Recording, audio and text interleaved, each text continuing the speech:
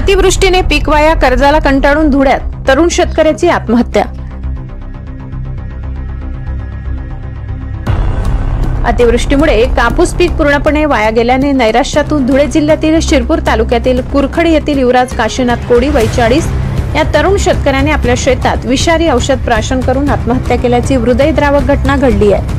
शेतीवरच कुटुंबाचा उदरनिर्वाह असलेल्या युवराज कोडी यांच्या शेतातील कापसाचे पीक सततच्या पावसामुळे पाण्याखाली गेले। फुलोरा आणि फळे गळून पडल्याने उत्पादन मिळणार नाही हे स्पष्ट झाल्यावर कर्जाचे ओझे आणि मुलींच्या लग्नाची चिंता त्यांच्या मनात दाटून आली। याच नैराश्यातून त्यांनी शेतात फवारणीसाठी ठेवलेले विषारी औषध प्राशन करून जीवन संपवले।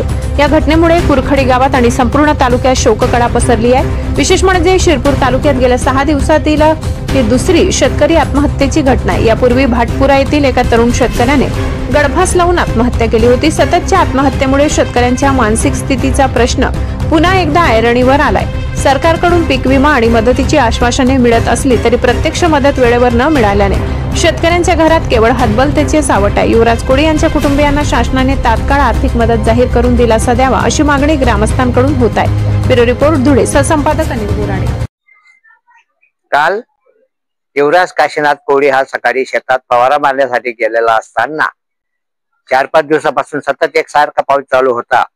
त्या पावसामुळे काय झालं, कापूस जो होता तो पिवळा पडायला लागला, लाल पडायला लागला, बोंडे सडायला लागली।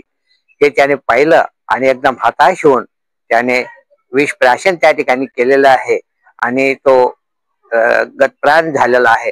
तर शासनास अशी विनंती आहे किंवा आम्ही सगळे गावकरी किंवा ग्रामस्थ एक आक्रोश करू इच्छितो, सांगू इच्छितो की त्या कुटुंबावर असलेलं जे कर्ज असेल ते कर्ज किंवा मुलीचे जे लग्न आहे त्या लग्नासाठी जेवढी काही मदत करता येईल तेवढी त्यांनी करावी असं आम्ही सांगू इच्छितो।